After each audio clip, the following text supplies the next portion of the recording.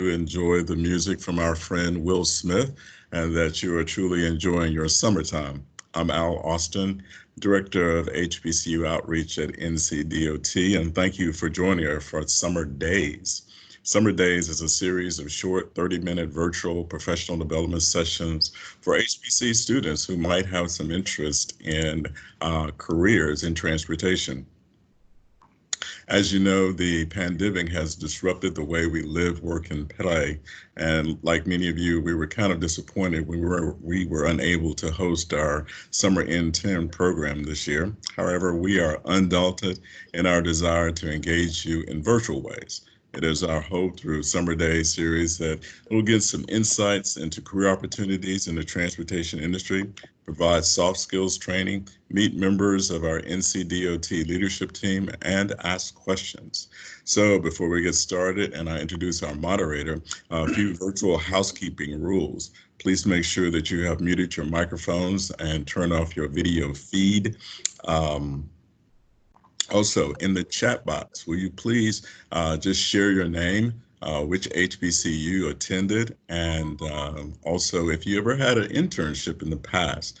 You can find the chat box if you take your cursor or run it through the center. You will see a list of icons, and it will be the kind of people icon that you'll see. Excuse me, not the people icon, but you'll see an icon that looks like a little comment box. At the end, we're going to take about 2 or 3 questions from our guests. So at that time, you'll unmute your microphones and videos so that we can see you. Also, at the conclusion today, we'll send out a survey to get your insight on future topics. So our second session of Summer Days is called How to Secure a Successful Summer Internship, a conversation with two former NCDOT summer interns. We are happy to welcome our moderator and two guests. First, we have Joanna McCoy. Ms. McCoy, will you please wave? Joanna is the program manager within the Office of HBCU Outreach at NCDOT. She provides leadership for our summer intern and fellows program. Joanna has a master's degree in public administration from Kentucky State University and certificate of public management from North Carolina State University. Our two guests and former NCDOT HBCU summer interns, we got Bessie Gilrath, and she is from Charlotte. Bessie, will you wave? She completed her undergraduate degree in political science with a concentration in pre-law, and a minor in English from the University of North Carolina at Pembroke. She received her master's degree from public administration from North Carolina Central University. She has served as an HBCU summer intern, but she was also part of our first year fellows program where she worked in the Chief Deputy Secretary's office. Those two opportunities gave her a great opportunity to become a transportation planning associate at Remy Kemp Associates here in Raleigh.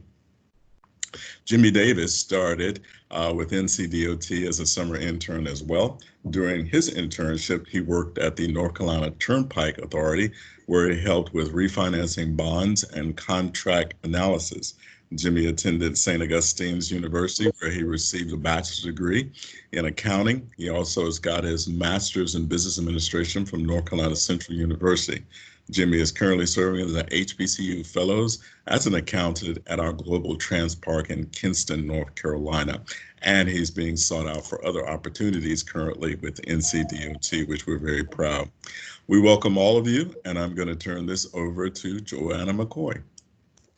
Good morning, everyone. I'm so excited that you took some time out of your day to be with us. So, I want to go ahead and get started with our group. My first question is, what led you to apply for NCDOT's internship program? And we'll start with you, Bessie. So I was in my master's program at North Carolina Central University, and in order to graduate, we needed an internship. Mm-hmm. And during our last semester, I had a speaker come and speak with us about his opportunity as an intern at NCDOT, and I was very interested to see what opportunities they had for me.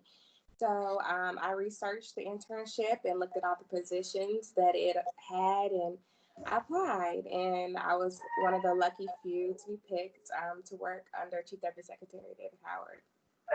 Okay. And Jimmy, I see you have your hand raised. I do. Oh, Yep. anyway. Okay. Well, mine's a little different. A board of trustee is local in the community, Dr. Everett Ward, and he was always pushing us to look into the Department of Transportation because I think he's one of the people who wanted to push HBCU students into state and local government. Mm-hmm. So from my undergrad, I was familiar with DOT and knew that it was a great opportunity. Um, while I was at North Carolina Central, I went to a job fair and I met Miss Joanna McCoy. And ever since then, I was like, it's a great opportunity. You can't like go wrong with applying. So I read the application. Um, I dragged my friend into it too, and ever since then, it's been lovely. So, when you all read the applications, can you tell us a little bit about helped you, what you think helped you get selected? So, with the application process, I know that it's maybe 10, 15 questions and an essay or two. And then there are some required documents such as your letter of recommendation, your unofficial transcript, and your resume. What do you all think helped push you over the hump to get through to hiring managers to be interviewed in terms of the application process? What tips could you give?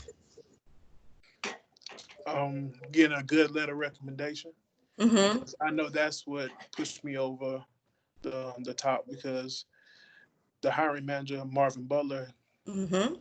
gravitated towards my letter recommendation. So if you do good by people and you get a good letter recommendation, that's one foot in the door there. Okay.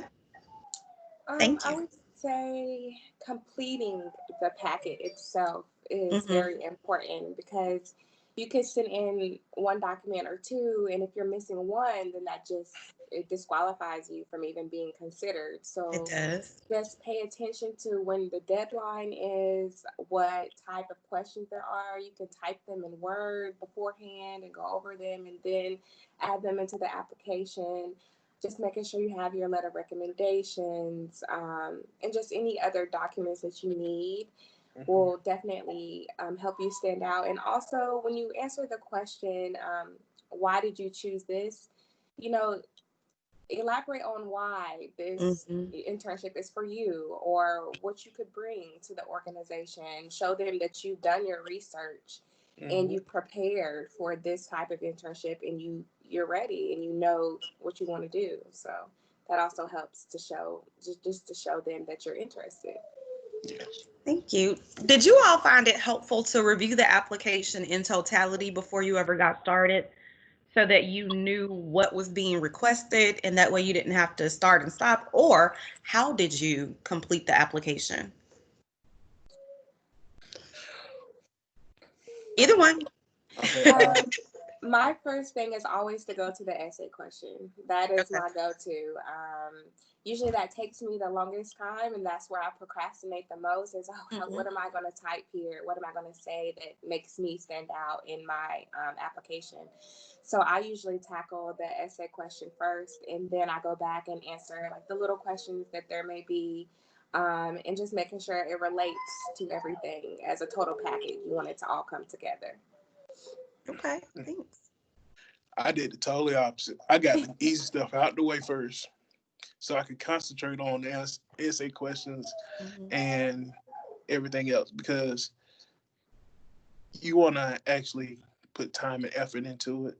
So you don't say just simple things. You want to put effort into answering the essay questions and stuff like that so you can stand out Yeah. and actually use the application. That's one thing I do too.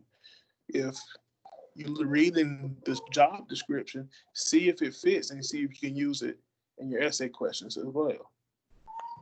Make you What if stand it out. doesn't fit? Have you all had a situation where something didn't fit? Not, and when it doesn't fit, what do you do? So let's say, we have like 40 or 50 projects out there. It's always more than one project. And you all can attest that there are real world projects. So this is not busy work for sure. What do you all suggest applicants do when looking at all of these projects? Do they just choose something that sounds like fun, or should they really take the time to look and see what they're interested in learning more about? I would say definitely take your time and do your research and what the different applications are for. I would say, even with me, I was like, let's take a chance. Let's see what this is about. Let's try something new, because most people gravitate to something that's familiar. Yep. And you never know, you could try something different and it could be like, oh my God, I never knew that I'd be interested in this type of work. And it could be just more opportunities coming your way if you try something different. Exactly. But you got to know your wheelhouse too. Don't What do you mean, Jimmy? Don't try to be an engineer when you have an accounting degree.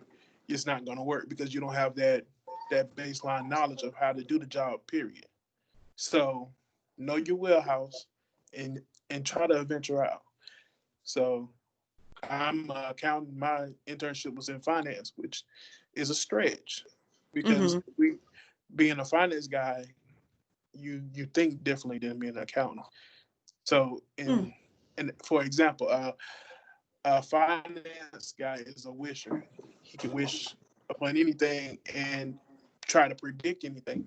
Accounting guy deals with actual. Don't tell me we can predict $6 million when we don't have it. Okay. Tell us a little bit about your respective internships.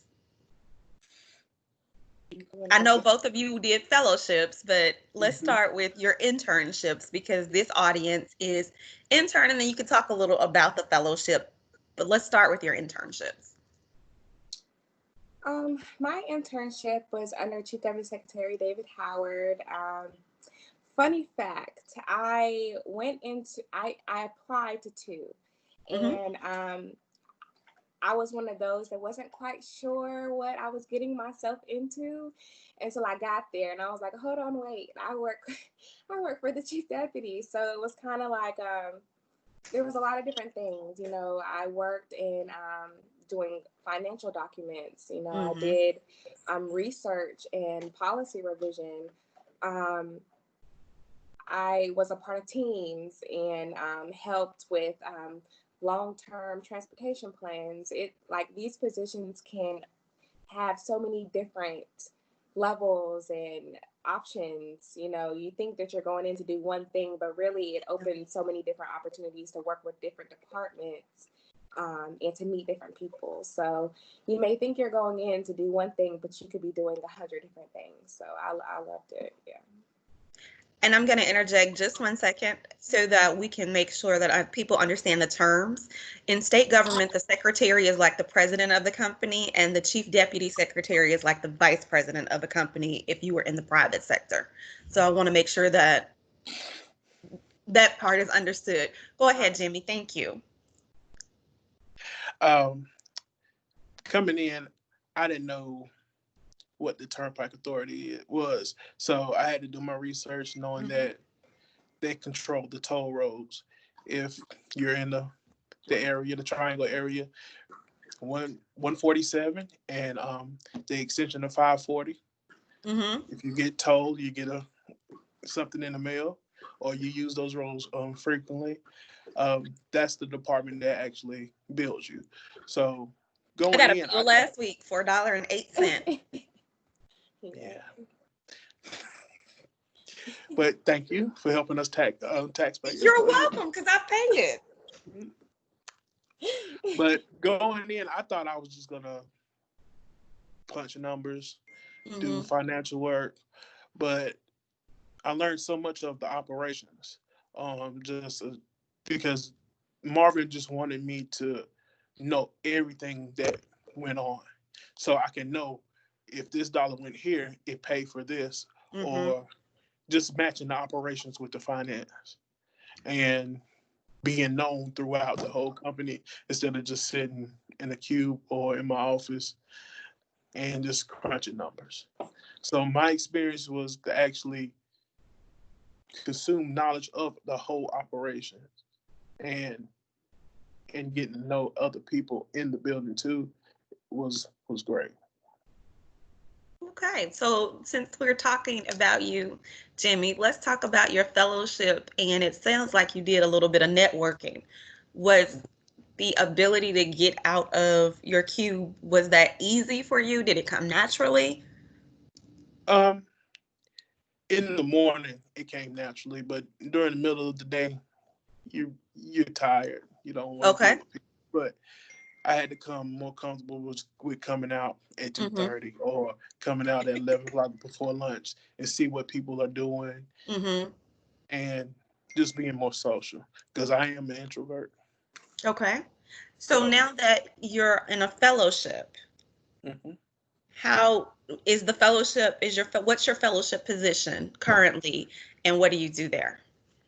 I'm an accountant too at North Carolina Global Transport. I actually help with financial statements, pay invoices, do contract analysis. Mm-hmm. Um, that's really what I do Mm-hmm. on a day-to-day basis. But with with the with being out here, you might get pulled to do anything else.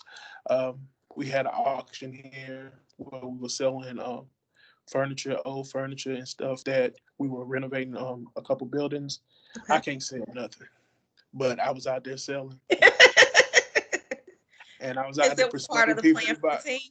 yes, and I was just doing what I had to do Mm-hmm. because it was an uncomfortable situation because I was here by myself. So I had to sell stuff, take money, write receipts, do all this other extra stuff, and I didn't know how to do all that. You were in a But sole proprietorship that day. yes, and it was just I had to think on my feet. I had to do something I was uncomfortable with. So down here, I have grown in this year and a couple months. That's Okay, the benefit. That's the benefits. wonderful. Betsy, talk about your fellowship and what you did there. So, under my fellowship, I had a lot of different roles. So, I was in charge of creating a spreadsheet document that maintained all of the chief deputy secretaries' travel expenses. Mm-hmm. So, I was a part of creating that and maintaining that for each of his divisions. I was put on different teams and helped out with the planning department's long-term transportation plan. I worked on that and public input. I was also a part of creating a database for grants and opportunities that each division can apply for to get funds for their department. And then I was also in charge of making sure Chief Deputy had his schedule together, his interview, his when he had interviews with different people and conversations. I made sure that he had background on each person that he met with, so he was prepared to have discussions about different things for NCDOT. So little jobs like that. Okay.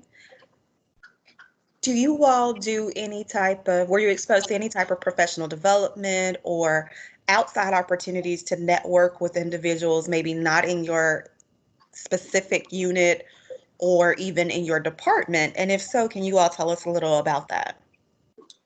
Yes, so I was able to go with Chief Deputy Secretary to many meetings that he had, and so on those meetings, I would get to meet different people and connect with them and learn about their roles and what they do. And it's always good to take your information, your business cards out so you can share it amongst people, because this is where you meet and make connections that are long term, that could benefit you in the long term. So.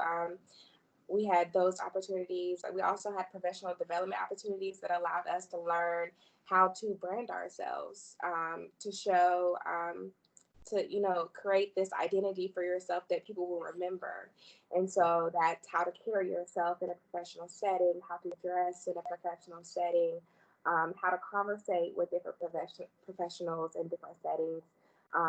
Because I'm an introvert, so I don't like to talk to people really in person. But I can honestly say through all the professional development opportunities we've had, I've gained a lot of self confidence and being able Mm-hmm. to talk in front of people and to walk up to a stranger and just like, hey, my name is Bessie, and this is what I do. What do you do? So oh, and I'm so sorry about my dog. I'm working remotely here, but yeah, it's I've had a lot of opportunities where you just make connections and you just get to know the people that you work for or are working with, and it's a really great opportunity. Thank you. I saw a question in the chat box, and we're going to get to both of them. Anautica wanted to know, and you just kind of touched on it, Betsy. Anautica wanted to know, how did you get yourself out of the cube and get to networking? So I was a type of intern that would walk around. Honestly, I would go to different departments and meet different people. I asked my supervisor if it was possible that I could supervise different leadership heads to see, what their day and what their day is like, what type of challenges or opportunities they are presented with on an everyday basis, which allowed me to learn a lot about the department as a whole, the organization. When I went into this position, I'm like, okay, it's transportation, it's buses, Mm-hmm. it's pedestrians, but it's so much more than that. I mean, NCDOT is, airplanes, it's ferries, it's, railroad, it's, civil rights, it's a lot of different departments encompasses into one. And so just, you can ask for those opportunities. Hi, there's this opportunity coming up, can I attend it so I can, Mm-hmm. make connections? You have to advocate for yourself, especially when you see opportunities that come up that you would like to take part in. So the job shadowing helped you then? Yes, job shadowing definitely helped me, and it definitely helped me get those connections that I needed. Okay. Another specific question, I just checked it again, was what type of questions did you ask? So Jimmy, coming out of your cubicle, what types of questions did you ask when you did come out and you're engaging with people that you've never met before, or in situations where you're the new person and you're new to the organization and you're new to the unit? What are the questions that you ask to engage with others? Um, to be quite simple, is learning how to do small talk, Okay. because being someone new, you have to actually interject with them and try to see how they're doing Mm-hmm. or how their life is first before they spill the beans or give you so much information. They want to be known as a friend to you first. So checking up on them, seeing how their day was, if you can help them with something, it Mm-hmm. goes a long way. And just being genuine and being a quote unquote friend in the office goes a long way. That's what their first step needs to be. Then just going straight forward and try to pry information from them. It makes them feel like, okay, you're just trying to use me. Right, right. So So go ahead, I'm that's the sorry. no, that's the first step. How did you all prepare for your interviews? That was Ashley's question. Ooh, so I get very antsy when it comes to interviews and very nervous. So I I I find that I do very well when I know what I'm getting, like what I'm going into. So I research the company. I want to Mm-hmm. know who is the CEO, who's under him, and like what department specifically I'm applying for.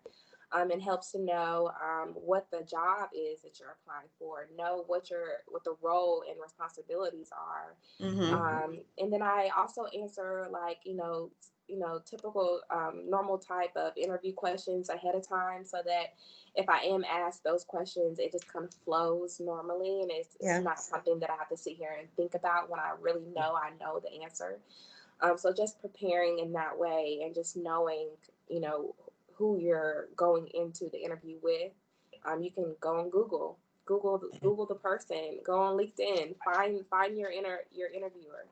It those little things help, because it could be you asking about the alma mater they went to that gives Mm-hmm. you that standing out oh, this person knew exactly what school I went to. Yeah. That's how they remember you. And Mm-hmm. so those little things help when it comes to going into an interview. Okay. Jimmy, how did you prepare? Or how do you prepare? I First you research the company. Yeah. Then I go over my resume Mm-hmm. and my experiences that I have so they can be fresh on my memory when I go in there. Because they can ask you a question that relates to your experience. It might not be on your resume. It might be somewhere else. You need to actually have those things fresh on your memory so you can Yeah. answer the question efficiently. And do anything that gives you confidence. Mm-hmm. Yeah, Like what? some people do mantras. Oh, before the interview to prepare Yeah, yourself. before the interviews, Okay. walk around saying you can do it. Then you go in with confidence. That energy will go around you, and the interviewer can actually feel it or see it in you that you are confident. Not saying don't be arrogant, but be, Mm-hmm. be Mm-hmm. confident in your ability. That's the only thing you need to do. What are some of the typical questions that you all could recommend that applicants be prepared to answer? Ooh, a good one is, what can you contribute or bring to the team? Okay. That What is a can you good one. contribute or bring to the team? All right. Let's see. Tell me about yourself. Yeah. You need to know a good phrase or a good paragraph about yourself that's going to go over and tell you a little bit about yourself. Every section of what you want to tell them. Okay.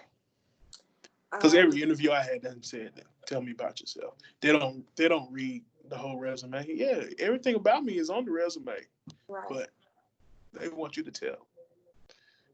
Okay. What about why did you apply for this job? Yeah, that's a good one. That's a great one because we feel like it's redundant Yes. at Yes. times, but Okay.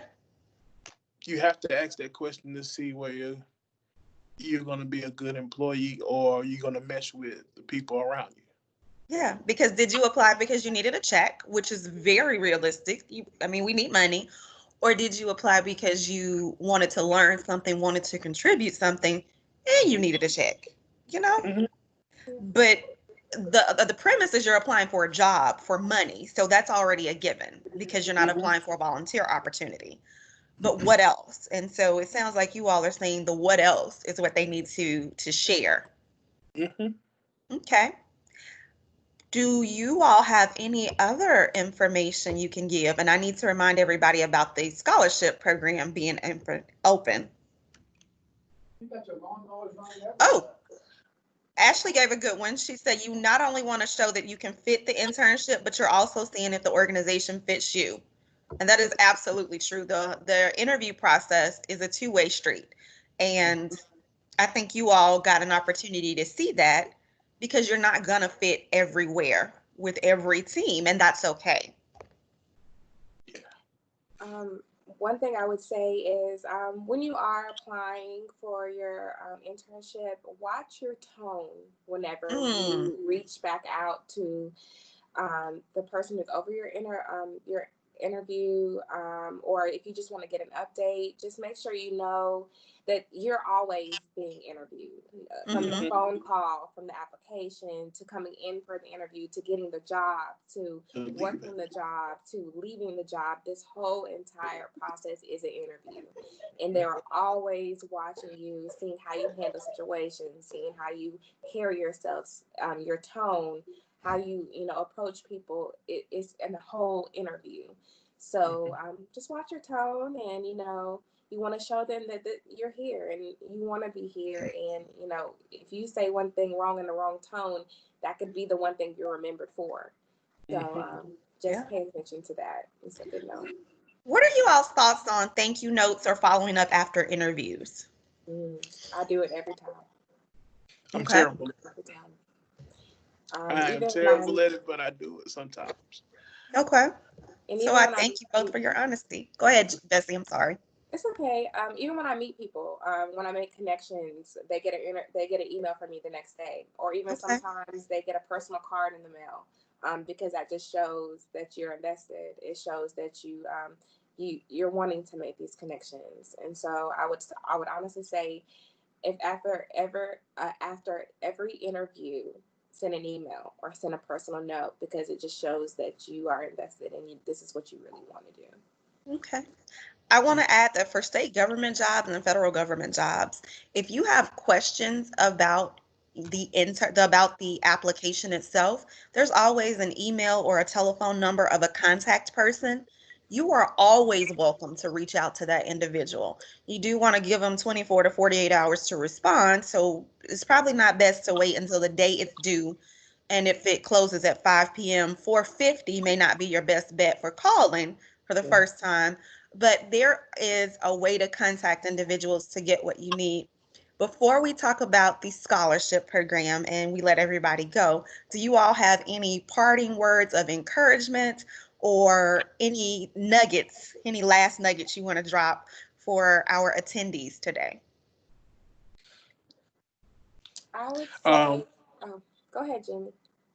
well, this is the older man in me, but if you apply, you have to be a grown person about everything you do. So these follow-ups, these things, these are just you growing up into adulthood. Come on, people. Let's be civilized. Let's be the people. Let's be educated, because you're educated people. You have your bachelors, you have your masters. It's time to actually put the effort in and drive your future forward. Very good. Thank you. Bessie? I was gonna say, don't feel discouraged if you don't get the position that you interviewed for or are seeking. There's so many different opportunities out there. Don't limit yourself to just one. You know, Mhm. and even if you applied one year and didn't get it, apply the next year, because it could be, your application can stand out from another person's in the group as well. So just don't feel discouraged. Keep going. There's so many different opportunities out there for you. Thank you all so much for joining us. I want to share with everyone on the call, the HBCU Scholarship Program will open in August. It will be open until October. It is $1,500 for our upperclassmen and graduate students. You'll be able to find that on NCDOT's website at www.ncdot.gov. And in the search box, if you type in scholarships, that documentation will come up. Thanks you everyone for joining us today, and I look forward to seeing you all again in 2 weeks. Thanks, Bessie and Jimmy. Thank Thank you. you. Bye. Bye. Bye.